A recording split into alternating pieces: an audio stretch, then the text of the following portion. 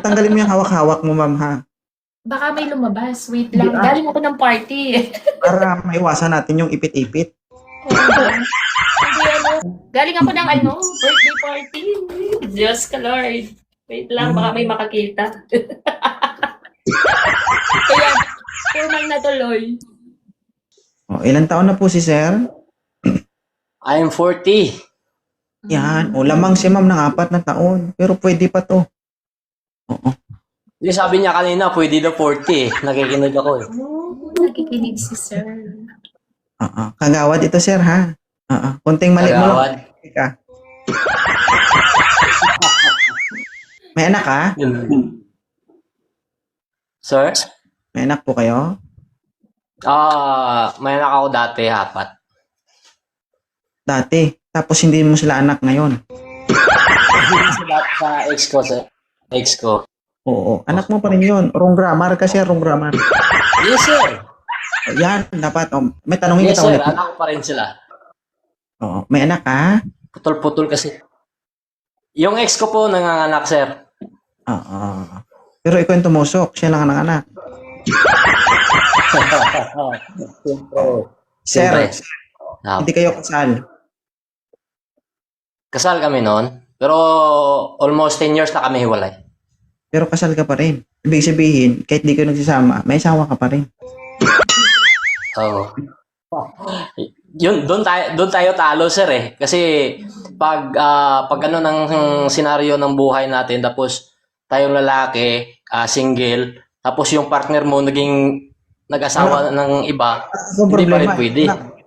ikaw lang may problema dito. Tama. Sige sir, pero Tama, sir. wala talaga eh. Oo, Delikado. Okay lang po. mahirap ma-post sa FB. Asawa mo pa rin yun kasi kasal ka pa din. Walang anak, walang divorce sa Di, atin. okay lang po, ma'am. Wala namang problema. Wala namang problema kung kwan. Ako nagtatry lang naman ako, sir. Sige. Thank you sir, Moon Lover ha. Thank you. Yan. God bless. Yung single talaga.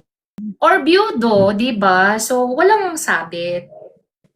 Kahit may anak, okay naman. Pero, pag sabing hiwalay, wala namang kasal, tapos hiwalay lang. Walang ganon dito sa atin. Kasal pa rin sila. Ano man, pag gwapo ba hanap mo o ano? Kahit hindi ko wapo, basta matangkad ng konti sa akin. Baka ikulong nyo sa barangay nyo. Ha? Ma'am, kung hindi gwapo, baka mapagkamalang magnanakaw sa barangay nyo. Thank you so much, sir ha. Ilan taon na si Sir Kaito? 24. Kami 25. Aray, anak ko na yan, di. Ayaw mo, anak mo, tira mo? Anong trabaho ni Kaito? Tambay lang, sir. Tambay, ganyan ang uniform. Galing ha? Anong trabaho nyo? Sa bahay lang. Tambay.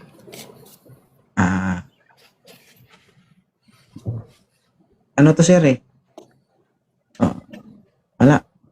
Mahirapan tayo pag ganyan. Oo. Ano bang tawag dun? Konsyali itong kaharap mo sir. Oh, alam ko naman na hindi ka tambay, pero tinatanong ko lang sana.